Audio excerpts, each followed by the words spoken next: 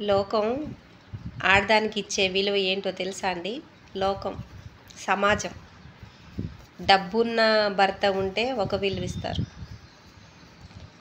పేదగా ఉన్న భర్త ఉంటే ఒక విలువ ఇస్తారు. ఈ డబ్బున్న భార్యలకు ఉన్నది లేనిది ఏంటండి?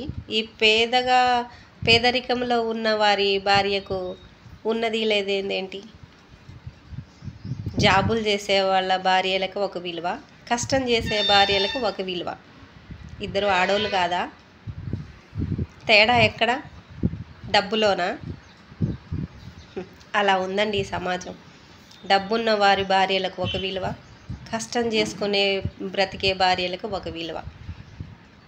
ఇద్దరు ఆడవాళ్ళే, విలువ ఇద్దరికీ ఇవ్వాలి.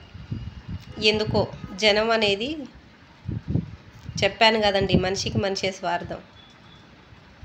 లేని వారిని ఒక తీరిగా చూస్తారు, ఉండవారిని ఒక తీరిగా చూస్తారు.